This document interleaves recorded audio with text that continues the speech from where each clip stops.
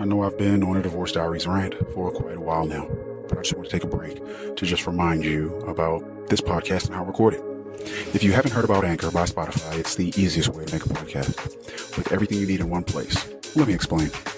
Anchor has tools that allow you to record and edit your podcast right from your phone or computer. When hosting on Anchor, you can distribute your podcast everywhere. Seriously. On Spotify, Apple Podcasts, and more. It's everything you need to make a podcast in one place. And best of all, Anchor is totally free. Download the Anchor app or go to anchor.fm to get started. Again, that's anchor.fm to get started, or download the Anchor app. Welcome to the Divorce Diaries podcast. One man's anonymous and live account of if he should get a divorce or stay married. He's been cheated on, and he's cheated. Protecting the innocent with changed voice patterns, the omission of names, ages, and genders. His authentic journey and account of the daily events of his marriage are helping him sort out his feelings and not get lost in the ups or the downs. New episodes are released daily. Welcome to the Divorce Diaries podcast. Entire seasons are released on Patreon weeks before anywhere else at Divorce Diaries Podcast Patreon page. Link in description. Now for today's episode. The experiment is continuing.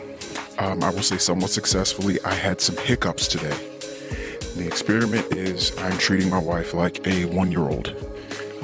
I'm not holding her accountable. I'm not expecting anything from her.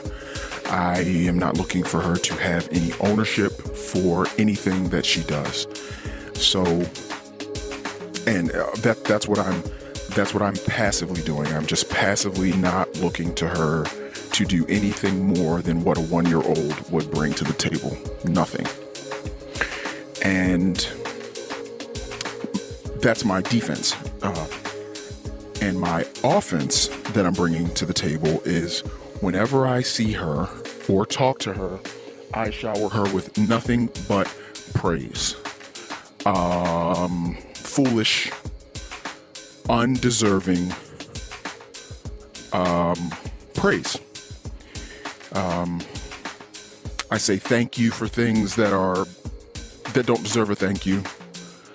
I tell her she did a good job when she put forth very little effort, actually an embarrassing level of it. And this experiment is not to patronize her. It is not to judge her, make her feel bad, make her feel stupid, like I'm playing this joke. It's just, I am trying to understand how someone can do so many patently absurd things, and if I just react differently, because basically her actions aren't changing, and they haven't changed over the years. Irresponsible spending, compulsive eating, stress eating, outbursts, sadness, disrespect, not caring for others' feelings, just a total yikes, right? So that's what's happened over the years, and I've reacted sharply to every single thing she's ever done. But that hasn't made anything better, and it hasn't made her stop. It hasn't changed her perspective in any way. So I figure the only thing I can control is me. So if I just treat my wife like a 1-year-old, like the 1-year-old kids that age they're so happy when they get what they want and they're made to feel good. So I'm just continuing this trend of trying to make her feel good at all times, overtly, kind of out of my way type of stuff. When a 1-year-old draws, example I've used, a 1-year-old draws some piece of shit picture, and it looks like you literally sneezed on the paper. It's like you can't discern even what it is, at all. But when the 1-year-old shows it to you, you say, "Wow, that's nice. What's that?" Ooh, and it doesn't matter what they say. It's a truck, or truck, because they only know a few words that they can put together. Car, it's a car. You're like, wow, I can see. Whoa, is it a fast car? Is it a fast car? Yeah. That's what they say. Yeah. Oh, okay. Does it fly? Yeah. They're fucking one. They're gonna, yeah. Whoa. A car that flies? You're such a good drawer. They can't fucking draw. They fucking suck. If that was in the fucking museum and it had the picture and it had the word plane underneath or fucking car, you'd be like, what the fuck is this? Who is this fucking artist? Like, he should, you'd lose your shit. Maybe. But that's what I used to do. In a way, when I was a much more immature version of me now, I would, quote unquote, lose my shit. That's what I'd do. And that wouldn't make my wife act any differently. It would be like losing your shit with a 1-year-old. The 1-year-old would just be in the corner fucking crying like, what the hell? What is happening? I am in the presence of an adult that's out of control. And kids never do well when there is an adult that's out of fucking control. That's exactly what makes kids melt down, cut themselves, commit suicide, start taking drugs, hurting themselves, hurting others, hurting small animals. I don't fucking know. But whenever I reacted sharply to my wife, oh my gosh, one, she was already a very bad version of a person to begin with. And I'm not saying that like, oh, my wife, she's just a piece of shit. I'm not saying that. I'm saying that an emotionally bound and ruled person is usually not a very measured person, and they usually don't make the best decisions, and that is my wife. So they're not consistent in what they do. They aren't they don't keep their promises. They don't follow through. If you try to remind them of that, the fact that another failure among very many failures is being pointed out about them, hopefully. Sorry, I'm walking past some bugs or something, some cicadas. Hopefully I can get past this and you guys don't hear that. Sorry about that if it's bugging you. But when you've got a person that does so many things wrong, the highlighting of those things might be highlighting the quandary that they find themselves in all the time. Like I found myself in a rut from time to time, but I don't typically walk around feeling like I'm in over my head. I'm out of my depth. I don't understand things and other people around me, they do. I wouldn't be giving away my job or anything like that if I were to tell you that I'm not a rocket scientist. In fact, most people aren't. So me telling you that I'm not a rocket scientist, that kind of puts me in the same boat as the other 99.999% of people in the world that aren't rocket scientists. But I'm not a rocket scientist. I would likely feel out of place with rocket scientists, not if we were at a bar, at happy hour, not if we were there. I would be in an element that a lot of people can find themselves comfortable. We're trying to check the menu. Oh, do they have wings? What are we ordering to drink? Oh, this is a nice place. The games are on TV. It's just fine. But when you've got rocket scientists, and I'm in a room with 12 of them, and the rocket scientists are fucking talking rocket science, and we're not at happy hour. We're in a lecture hall where these guys are fucking drawing up on whiteboards and shit. Rocket science type shit. Whatever the fuck that would be. Heavy maths, hard sciences. I don't know. Shit that I don't know. I'm out of my depth. Now, we're going to sit there and we're going to talk for a few hours. Same amount of time we spend at happy hour. We're going to talk for a few hours about this shit, subject matter, rocket science. Oh, I am out of my depth. This is a thing that's not happening. I can't do it. And I would feel inadequate that entire time. I'd feel like I'm on the outside of the conversation. I'd be tormented. And if I'm pushed out of my comfort zone where I just want to be a sullen, quiet piece of shit in the corner, knowing that I don't measure up to these guys and girls, and someone says, hey, come over here. Geez, what the fuck do rocket scientists talk about? I don't fucking know. We're going to talk about trigonometry when it had sex with the Pythagorean theorem. That's what we're going to talk about. What the fuck? I'm going to say, hey, no, I mean, I don't have any, I don't really have anything to add. I mean, you guys pass. You guys can go to the next person. I don't know. The further away we get from long division, not my bag, baby, not my bag. But that's the crazy thing. I'm rarely in that position where I am just out of my depth. Granted, I don't roll with a lot of rocket scientists, but people are sort of like that. Like, take your average woman. She comes out to happy hour with a mixed crowd, and the guys, they begin talking about sports, football in particular, American football. The women typically have some things to say about their team, why they like the Cowboys, and they're really pshawing things like waving their hand like, oh, whatever, I love the Cowboys. And I mean, yeah, well, we're going to do okay in the division this year, I'm sure of it. And it's a lot of times it's more on the surface stuff with your average girl. And it's really a form of sexual flirtation that's happening with the guys and the girls. The guys know that the girls don't really know too much about football or give too much of a shit about it. The girls know that they're not there for that shit either. The guys have a way to talk to the girls, and the girls have a way to talk to and relate to the guys. Vice versa. The girls have they might slide into a little side conversation of their own, kind of like the guys, the most uncomfortable guys or whatever, or the less interested guys or whatever. They may find themselves in that sports conversation. The girls may find themselves in a conversation surrounding the happenings in the office, the things that they know. Oh, maybe this person's dating that person. Oh, the pain it is working under that boss, the frustration of the duties themselves, whatever it is, things that they can quote unquote bond over, just like the guys are bonding over something that's not related to them at all, like sports. So everyone's sort of in an element that they can find themselves in some comfort.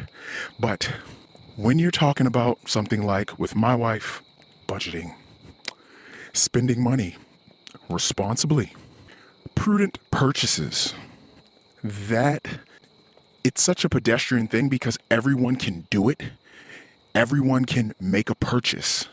So it doesn't seem like, hey, what the fuck, like, I can do this and the purchases I make are fine because you make purchases and so do I. So what the hell? I can't fuck this up. You don't fuck up your purchases. Most people don't fuck up their purchases. But it's really the judgment behind the purchase that you're talking about. It's like, oh, you have 7 $500 handbags, 10 grand in debt on a credit card that you say you want to get out of. So buying your 8th $500 bag is probably not a good move. So I'm not really talking about your purchases, even though you swiped your card at Chick-fil-A earlier. You swiped your card when you were at the gas station. You got some eggs from the supermarket last week and you swiped your card. So swiping your card is a habit that you're used to and accustomed to, which my wife is. So, it's very easy to just buy another $500 bag when you're trying to get out of debt, because you're still not connecting dots between, oh, I shouldn't do this now or this fast or to this amount of money, because you have bad judgment. But you think, oh, everybody makes purchases and everybody buys stuff. We all need to treat ourselves, is maybe what I've heard a few times over the years. I got to treat myself. I mean, I deserve it. I can't take it with me. I don't know what other excuse you're talking about, but you're living in absolute stress and torment, sort of like I would be if I was in that lecture hall with that team of fucking rocket scientists talking rocket science. It would be tough for me. It would be a heavy fucking lift. You want to find yourself in the most comfortable places you can, not all the time, but you want to get yourself, your education level, your mindset to a point where you're in more places where you can find yourself comfortable versus not. And what I notice about my wife is there are so many basic things that she struggles with. In fact, I can tell you that she's in school now. And before I left for this Divorce Diaries talk, one of my kids says, hey, I was able to help mom with something, and I was able to talk her off a ledge, talk her out of doing something. Well, oh, that's cool. What were you able to talk your mother out of? What were you able to help her with? Oh, well, and she comes home because all she has to do, because the kids are getting older now. No, I can tell you this, no one has any diapers to be changed. So we're that old now. No one has diapers that need to be changing, and the kids are pretty much self-sufficient. To a point. One is still young enough where, you may have to help this one out with a couple of things, getting things off of some high shelves. But all in all, everyone's bathing themselves and nobody's in diapers. So with that said, my wife doesn't make their lunch, doesn't make their breakfast because she's supposed to be the one that goes to work early so she can come home in the afternoon to get them home from school. But we're in the middle of COVID now, so nobody's going to school. So everyone's there. So food's just stocked up in the house and the kids make it for themselves. And it's working well. So she pretty much does nothing for them, and she's enrolled in school. All she has to do is manage her time well. That's it. All she has to do is find a way to put in her 8 hours, and because she's in an online, self-paced sort of college situation, all she has to do is manage her time. Couple 3 hours a day for school, which can be a lot, I know, and your work day. Because remember, you've already punted doing any of the chores around the house. Your husband, me, pays for a cleaning service to come to the house because you never wanted to clean toilets and bathrooms.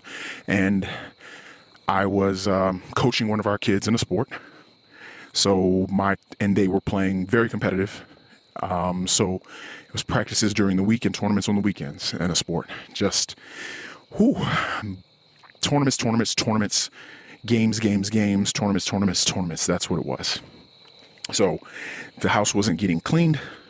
So I said, to alleviate the pain and pressure and stress from me when I would come home, it's what the hell? Why isn't this stuff cleaned up? And have more arguments with her and everything like that. I just decided to hire a cleaning service just to be done with it. That would take care of everything. So I did. I didn't have the time to, and I didn't have the energy to take care of cutting our lawn. So I hired a service for that as well. So that's done. That's that. So also I have another lawn service that does some other things. So everything is pretty much taken care of because I've worked really hard to be able to afford certain things. And now that I can, I do. I've been trying to buy off headaches and eliminate headaches from my life for years. And I've done that to a point, but that just made my wife honestly do less and less, because isn't that how it goes? The more you give, the more someone takes. It just is. It's how it works with welfare, how it works with taxes, speeding laws, whatever it is.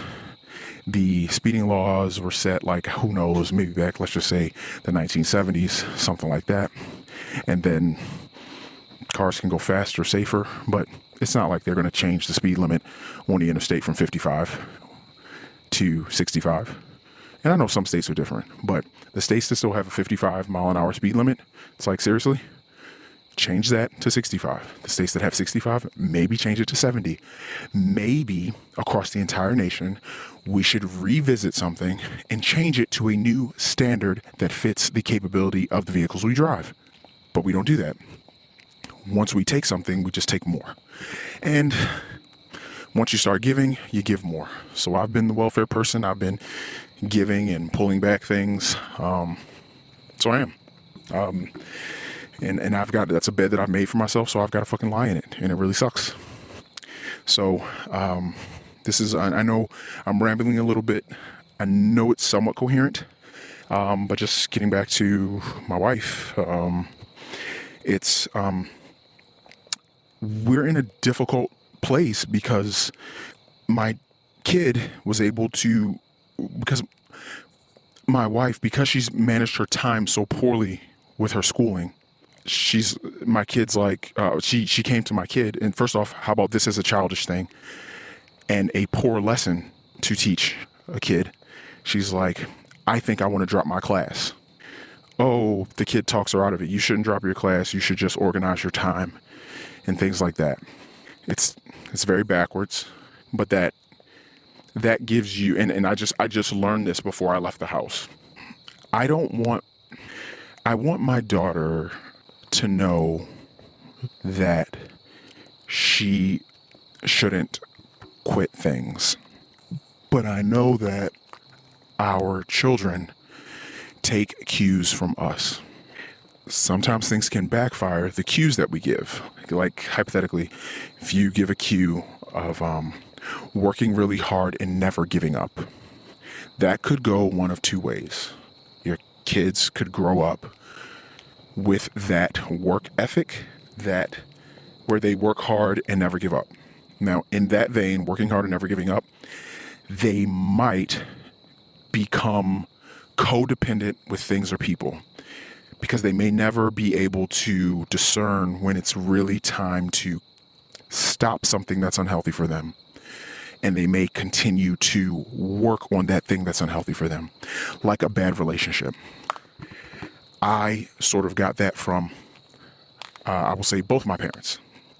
Both of my parents would try to do things and push through difficulties and almost like kind of smile through it, like it wasn't like the worst thing for them. And all in the name of, you don't give up on this. Don't give up. So that was sort of beat into my head. Don't give up, not giving up, which was great in one way, but I definitely have espoused that to my relationship.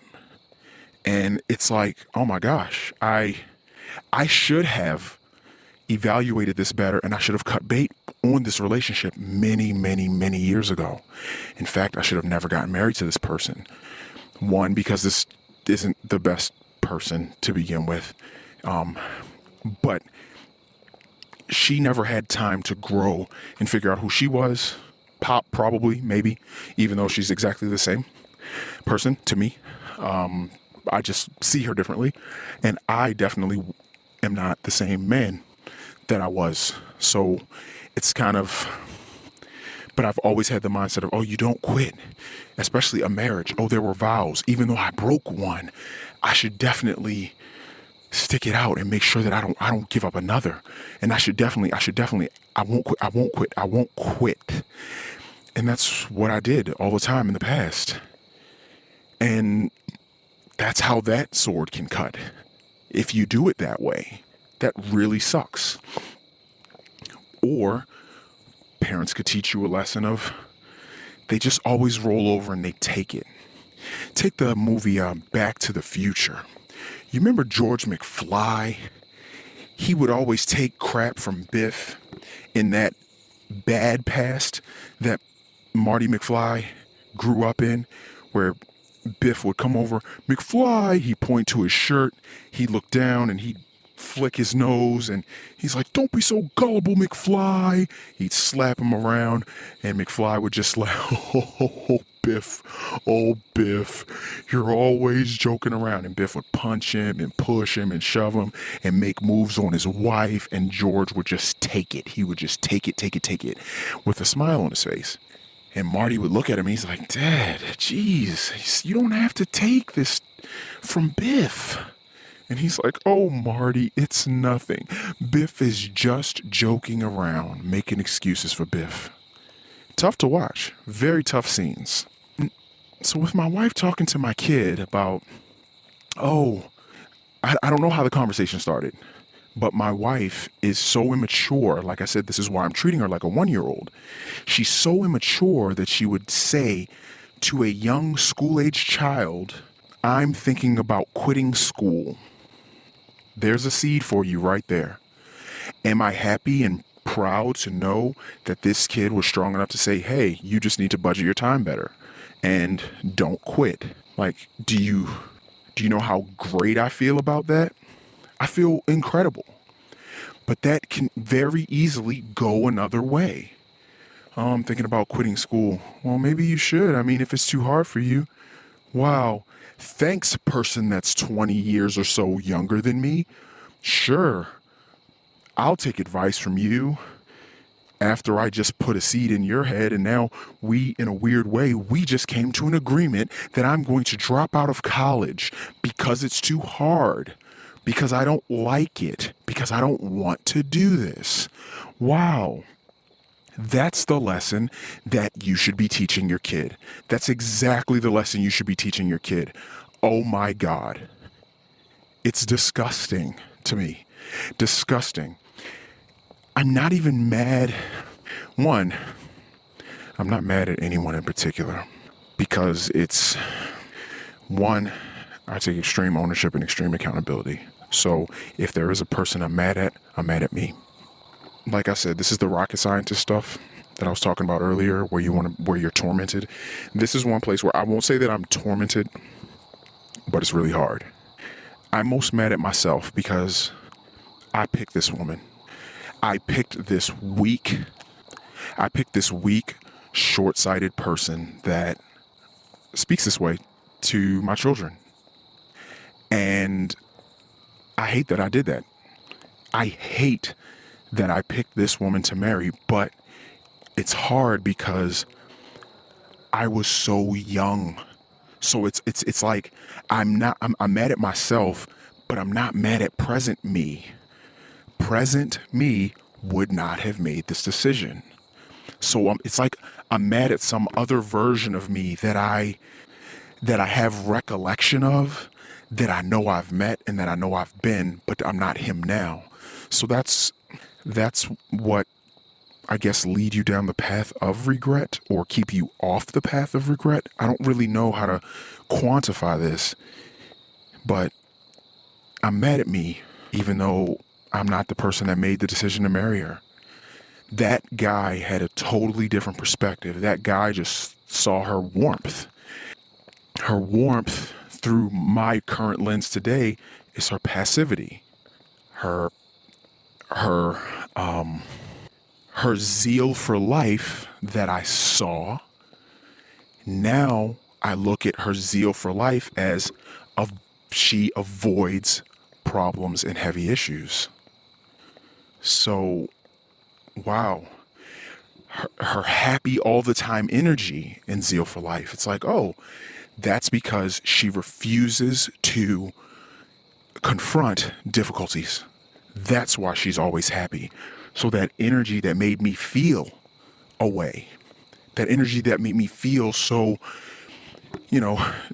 sort of drunk with happiness and drunk with love. But then life hit me and our family like a ton of bricks, and, you got to make ends meet and you got to do what you got to do and you got to earn. And it's like, I bowed down in a way to those pressures, and maybe I could have done that better. Maybe as a husband, I could have found ways to be more happy, find more silver linings around some of the clouds of life that I was moving through. That definitely would have been hard because like I said before, when I used to have that joint account with my wife, and I was earning all of my money, my entire paycheck, except like maybe $100 or $200 for gas and stuff, would go into a separate account. All of my money would go into the joint account, and my wife, because I was a bitch husband, and I didn't want to watch our money because we were so tight. We only had $75, $250, like disposable income really, after everything was paid and we ate. So just, one false move, one high electric bill, and we've got no money. Like none, possibly even negative, but we were just a little bit higher than that as long as we stayed really rigid with our budget.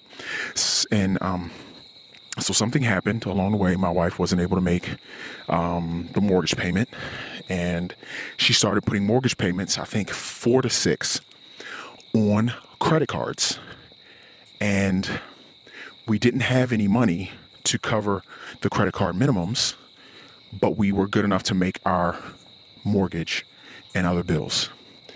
But when she made so many charges, the minimum payment came up to maybe $600 to $900 or something like that just for the minimum, thanks to the 6 mortgage payments or whatever she put on the credit card, that we were immediately pretty much bankrupt. We were immediately negative to a gross amount, and the 17 to 22% interest rate, boom, was just going to pile up on us and hit us and crush us. And in 2 months, we would have been in, I don't know how much debt. 4 months, multiply that, add 17 to 22% interest on that, 17 to 22 every month, 17 to 22, 17 to 22. We would have been, oh my God, I just remember that fear. So her zeal for life and her happiness and everything like that, it was tethered to, shit, I'm having another epiphany. It was definitely tethered to how well I was able to manage her. How well I was able to manage her, sort of like a 1-year-old. If I'm doing this experiment now and she seems so much happier and doing things that she wasn't before. I'm just not adding anything to her. It's like I would never have expected a 1-year-old to make those payments. That's not what a 1-year-old would ever do. I wouldn't have put my money into a joint account and say, hey, 1-year-old, pay these bills. I would have done it myself. Then she would have had no pressure. She would have had no stress, and she would have had no responsibility. There would have been nothing for her to own, nothing for her to fuck up. So there's nothing for her to be accountable for. And she just probably would have been that version of woman that I used to know. And what I'm finding now, I have to just shoulder all of the weight. And if there's a problem, don't say it to her. And I'm learning that, and just talking to a lot of other guys. I'm like, don't tell your wife about your problems. I mean, she'll say that she wants to know, but if there's a problem, you're the man. You have to solve it. Understand that maybe there's a chance that you married a woman that is all about solving problems and loves you and will put you first. But 9 times out of 10, probably more than that, you are supposed to find a way in those years where you are starting a family, your little cubs are really young, and she's supposed to be the mama bear taking care of the cubs. She can't do both. She can't both take care of cubs in the way that she would like to, breastfeed them, be with them all the time, coddle them, soothe them, nurture them. She definitely doesn't want to, not a good mother, wants to. I'm not saying bad mothers send their kids to daycare, but I'm saying a good mother would want to take care of her kids herself. Even if it's super overwhelming or whatever, a good mother wants to. What she's able to do, what she should do, what she can do, and what she decides to do might be different things.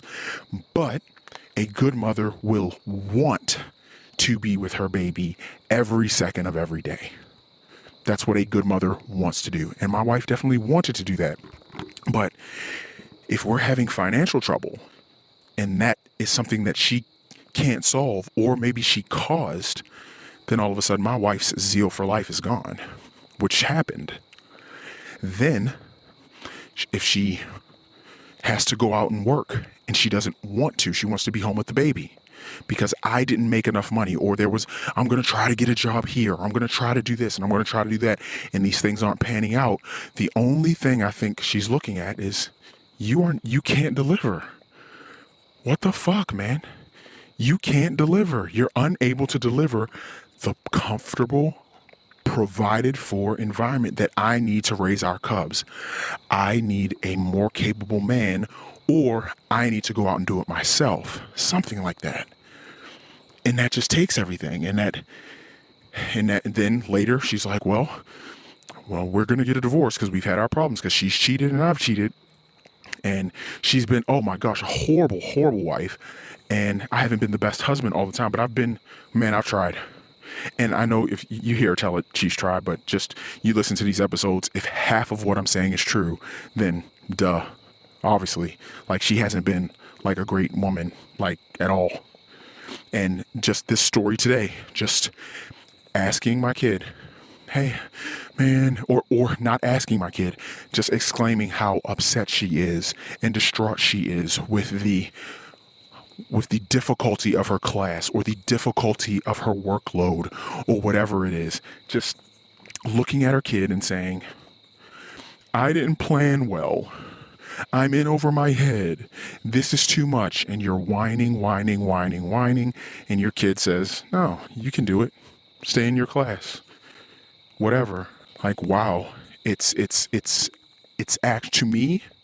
I don't want to, okay. On the one hand, I don't want to judge anyone's actions.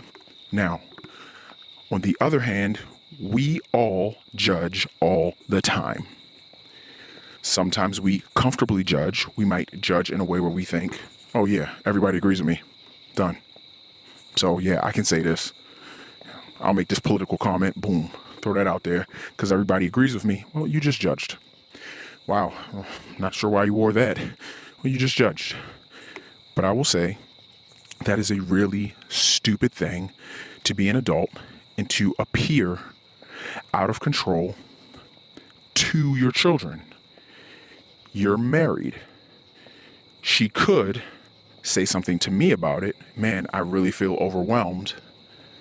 Well, actually, no, stupid ass. She has. She's fucking said that shit to me. And I'm just like, but she always gets A's in her classes because she's just one of those people that, which is probably one of the most frustrating things about being married to this person. Very smart, very intelligent,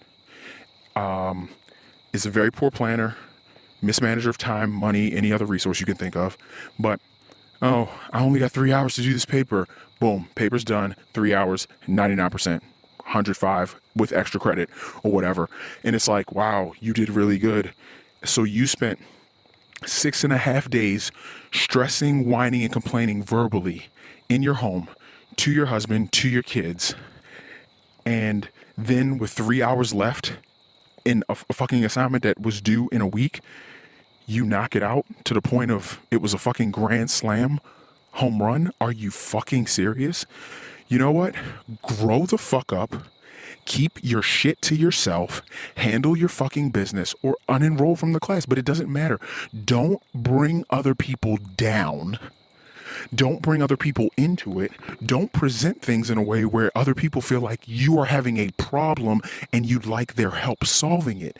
Don't do that to people, especially your children. Don't fucking do anything so fucking selfish like that. But that's my wife. That's who I decided to marry. What the fuck is wrong with me? And oh my God, I don't want to deal with this shit again. I don't want to deal with it any longer.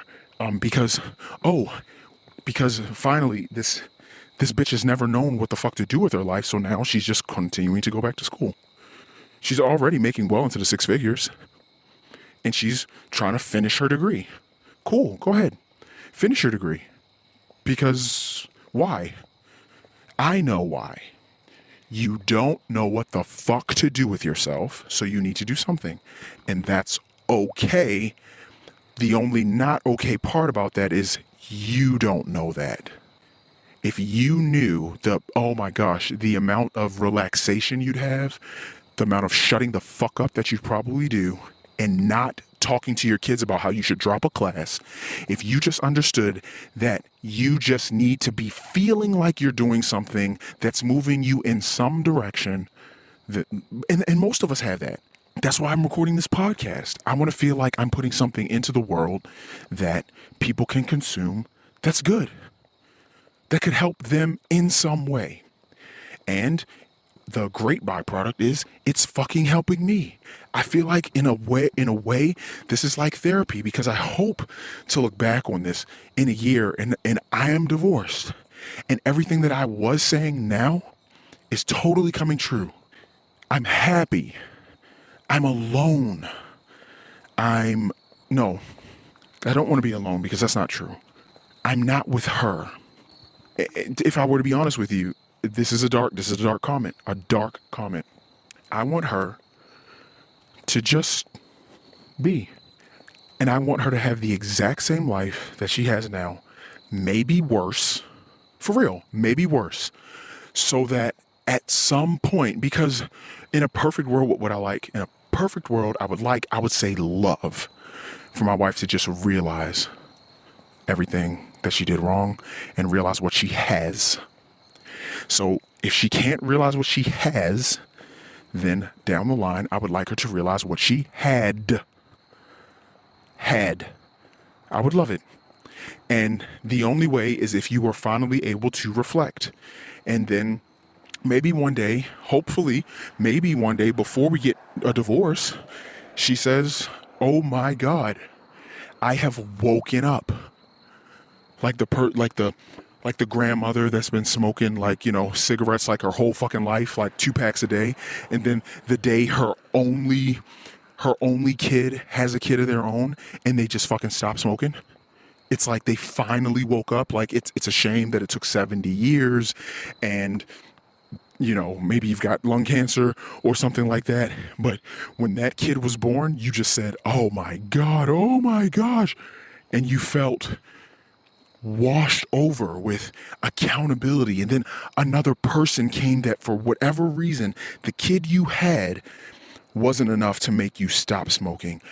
But the kid your kid had was enough to make you say, "Holy shit, I want to be here and see this kid walk across the stage and get their college degree."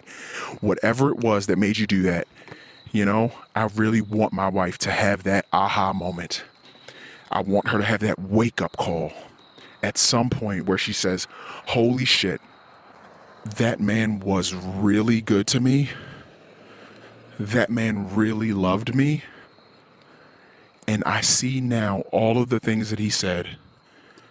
I see now that when he said, I'm doing the same things that attracted you before. Why are you resisting me with having sex?" I see now that if I was looking at it that way, I would have been so flattered to have him coming up and putting baby oil on my feet and rubbing my feet. Without me asking. He used to come up and say "Hey, I want to give you a massage." I knew that he was maybe trying to give me a massage so it would lead to sex. And I knew that he was doing that. But now that I think about it, oh my gosh, he was willing to come to me with hot massage oils and warm towels on a Wednesday when he had to get up and go to work just to make me feel good, because I was saying my back was hurting all day from being on my feet. So he wanted to come and soothe my back and hopefully spend about 20 minutes on top of me feeling good and going to sleep hard. Oh my gosh. I wish I looked at it that way back then, because man, he really tried and he wanted to make me feel good, and then he wanted to make me feel good while making himself feel good, and he only wanted to do it with me. He only wanted me, and he put me first, even though he had his own needs, and he just put me first. Oh my gosh, I miss that man. I know I'll never get him back, and I know I fucked it up, but I miss that man. And maybe, even if she wanted to, just call me. "Oh man, I really fucked up, and you were really a good husband." I've grown so much, there would be no vitriol, there'd be no anger. Good men, all we really need is just a little bit of recognition. Not a lot of attaboys. That it's too much, because it makes a good guy kind of uncomfortable. Just knowing that what we are doing is noticed. It isn't falling on deaf ears. You being tired and me trying to help you, I really need you to know that, I really do care about you. Look at all the things that I do for you. I really need you to know that. But it's so hurtful knowing that you're fully taken for granted. That really hurts to know. It really hurts to know that even when you bring it up, which is the worst thing ever, because it's almost like a double slap in the face, because one, you feel stupid for you're saying something that you feel is very obvious. Like, I just fucking did this. I've been paying the fucking mortgage for the past 20 years. Like, seriously, you think I just fucking do that for anybody? Like, then you get the response that you get, which is never the response that you want, because really what you're doing is you're trying to stick up a thank you. You're trying to hijack for an apology, and you're like, give me what I want, stick them up, give me an apology, give me the love, give me validation, gimme. And the gimmies never work. The gimmies never work, and the person just resists. Nobody wants to be robbed. Even if it's just for emotions, no one wants to be emotionally robbed. I can't emotionally rob her. And that's what I was doing, emotionally robbing her. So yeah, I don't know. It's just a really tough situation. And ultimately, there's no real way to get any of these things back, because she can earn money and she can provide for herself. So, I mean, she really doesn't need me. So there's not going to be any longing for me. So it's all going to be in the energy. She's going to long for my masculine energy. I'm going to long for her feminine energy. But what I know now, I mean, her feminine energy can cheat on me after I do all that I do. Her feminine energy can tell me that, I'm a piece of shit and she hates me and she never wants to see me. That's her feminine energy. It's absolutely terrible, her feminine energy toward me. And then my masculine energy is not a protective one of her anymore, because I don't care about her anymore, because she hurt me so badly. I'm like, oh, you aren't, because us men, I mean, we're pretty fucking fragile. Like, a lot of times people don't think we're as fragile as we are, but we are. We're really fucking fragile. And when a woman just takes a shit all over the thing that we may love, it's very difficult. When a woman won't do that, when she won't take care of you, when she won't take care of your emotions, she won't take care of your life, she won't take care of your kids, and she also won't take care of herself, like what you cherish, like her vagina. Like, she gives her body to another man. Then you're like, oh my God, you realize that you are actually actually relationship bankrupt. She has no desire to protect anything that you love. And once you're woken up to that, which I am now, I'm like, wow, all I see is an expiration date. Like, we don't, like, eventually our kids will all be gone. They'll be moved out. And I'm like, and I'm going to sit with this energy, this person. Like, what do I do? That's how people stare across the fucking table at the fucking Cheesecake Factory, and they're like in their 60s and 70s and 80s, and they don't say a fucking word to each other. They're just staring at each other, because this is not a good life. In all of their years where they were a little bit more attractive and a little more virile and a little more excited about life and all of these things, they're just behind them. And now all they have is that person that did those horrible things 40 years ago, and they figured them out 40 years ago. And they're like, holy shit, you are, fuck, you're you. You've always been you. You're always going to be you. And I think the reason that no one talks to each other after all those years, I think it happens that way because they know there's no point. There's no change is coming. No help is on the way. No more efforts are going to be given. This is it. This is it. It's done. It's very hard.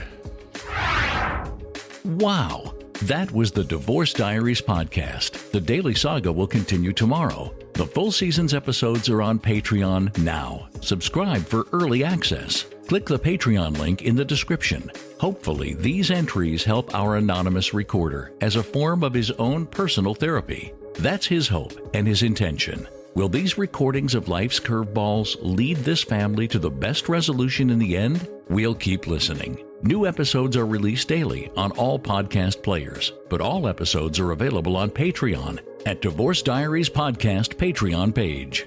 Until next time.